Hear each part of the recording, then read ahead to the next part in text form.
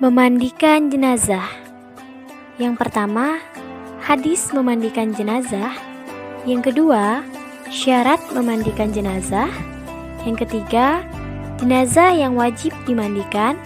Yang keempat, yang berhak memandikan jenazah. Yang kelima, peralatan memandikan jenazah. Dan yang terakhir, tata cara memandikan jenazah. Hadis tentang memandikan jenazah. Hadis yang pertama, hadis dari Ummi Atiyah Al-Ansariyah radhiyallahu anha. Diriwayatkan oleh banyak imam hadis, di antaranya ialah Imam Al-Bukhari, Muslim, Abu Daud, dan Al-Tirmizi. Berikut bunyi hadis tersebut. Dakhala alaina an-nabiy sallallahu alaihi wasallam hina tawaffayat ibnatahu faqala aksilnaha salasan aw khamsan aw aktsara min dzalika in ra'aytunna dzalika bima'in wa sidri waj'alna fil akhirati kafauran aw syai'an kafurin fa'iza faraqtun nafa zinnani falamma faragna azannahu fa'atona hikwahu faqala ashirnaha iyahu kagni izarah. Ummu Atiyah berkata bahwa Rasulullah SAW masuk ke ruangan kami saat istrinya meninggal. Beliau bersabda, mandikanlah ia 3-5 kali atau lebih dari itu. Jika kalian melihatnya itu perlu dengan air atau daun bidara, jadikanlah yang terakhir dengan kapur atau sesuatu dari kapur. Jika kalian selesai memandikan, beritahu aku. Ketika kami sudah selesai, kami pun memberitahu beliau. Kemudian beliau memberikan kami selendang sorban besarnya sambil bersabda, selimutilah ia dengan selendang itu. Hadis yang kedua, hadis dari Abdullah ibnu Abbas radhiyallahu anhu. Diriwayatkan oleh banyak imam hadis, di antaranya ialah Imam Al-Bukhari, Muslim, Al-Tirmizi, Al-Nasa'i, Ibnu Majah, Ahmad, Ibnu Hibban, dan Al-Bazzar. Berikut bunyi hadis tersebut. Anna rajulan awaqasahu ba'iruhu wa nahnu ma'an nabiyya sallallahu alaihi wasallam wa huwa muhrimun faqala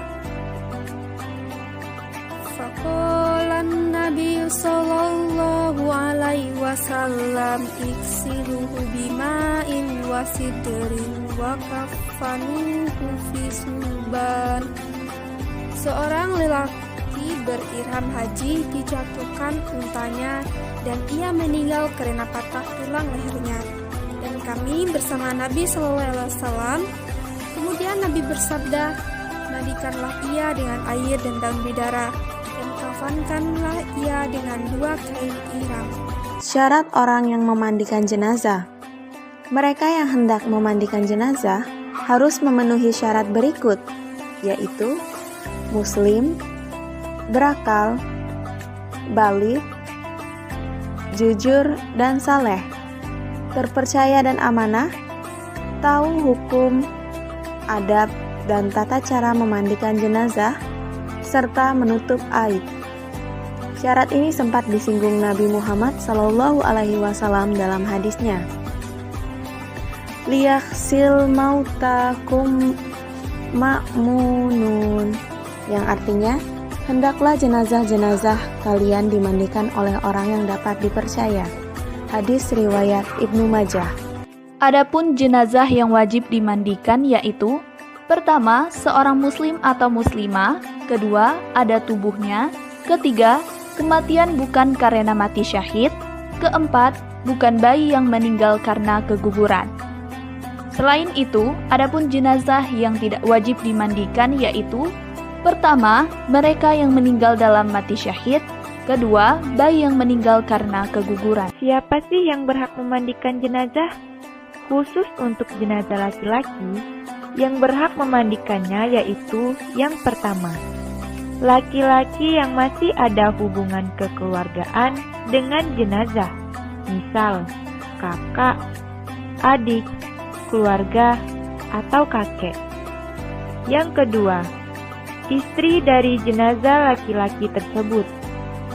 Yang ketiga, laki-laki yang tidak ada hubungan kekerabatan. Selanjutnya, perempuan yang masih muhrim. Untuk jenazah perempuan, yang berhak memandikannya adalah yang pertama, suami dari jenazah perempuan tersebut. Yang kedua, perempuan yang masih ada hubungan kekeluargaan dengan jenazah, misalnya kakak, adik, keluarga, atau nenek. Yang ketiga, perempuan yang tidak ada hubungan kekerabatan. Dan untuk jenazah yang di bawah 7 tahun, maka boleh dimandikan oleh laki-laki ataupun perempuan. Tetapi, memandikan jenazah harus dilakukan oleh orang-orang yang paham fikih. Adapun peralatan sebelum memandikan jenazah, yang pertama yaitu tempat untuk memandikan jenazah pada ruang yang tertutup. Kemudian yang kedua, air putih secukupnya. Yang ketiga yaitu sabun, air kapur barus, dan wangi-wangian. Yang selanjutnya, sarung tangan untuk memandikan. Kemudian potongan atau gulungan-gulungan kain-kain yang kecil-kecil. Ini fungsinya untuk menggosok gigi si mayat dan seperti lubang hidung. Dan yang terakhir yaitu kain basahan, handuk, dan lain sebagainya. Selanjutnya, tata cara memandikan jenazah. Yang pertama, membaca niat. Niat memandikan jenazah untuk laki-laki yaitu nawaitul ghusla adaan ahazal maiti lillahi ta'ala.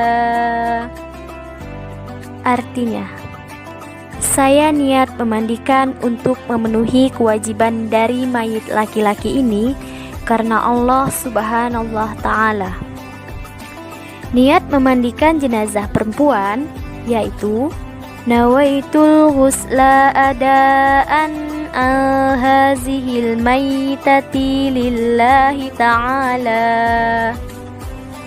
Artinya, saya niat memandikan untuk memenuhi kewajiban dari mayit perempuan ini karena Allah Subhanahu wa Ta'ala. Yang kedua, letakkan kepala jenazah lebih tinggi. Yang ketiga, pakai sarung tangan sebelum memandikan jenazah.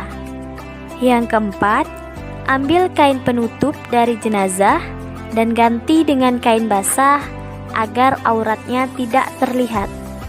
Yang kelima, bersihkan gigi, lubang hidung, lubang telinga, celah ketiak, celah jari dan tangan, serta rambut.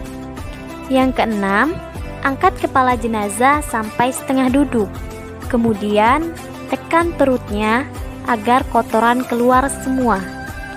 Yang ketujuh, siram seluruh tubuh jenazah, diikuti dengan membaca niat memandikan jenazah. Yang kedelapan, bersihkan kubul atau kemaluan depan dan dubur atau kemaluan belakang jenazah. Yang kesembilan, siram atau basuh jenazah mulai dari anggota tubuh bagian kepala hingga ujung kaki sebelah kanan, lalu pindah ke bagian sebelah kiri. Yang ke-10, basuh jenazah dengan menuangkan air bersih ke tubuh dan gosok perlahan menggunakan handuk halus. Yang ke-11, siram dengan air kapur barus. Yang ke-12, jenazah diwudukan seperti sebelum sholat tanpa memasukkan air ke hidung dan ke mulut. Yang ke-13, menyela jenggot dan mencuci rambut jenazah dengan air daun bidara atau sampo. Yang ke-14, basuh sekujur tubuh jenazah. Yang ke-15 atau yang terakhir, keringkan tubuh menggunakan handuk kering. Bagaimana jika tidak terdapat air karena terjadi musim kekeringan? Apakah jenazah boleh ditayamumkan sebagai ganti dari memandikannya? Imam Nawawi dalam kitab Al-Majmu' sebagai syarah dari kitab Al-Muhazzab karya Al-Syirazi berpendapat boleh ditayamumkan sebagai ganti dari kewajiban memandikan jenazah.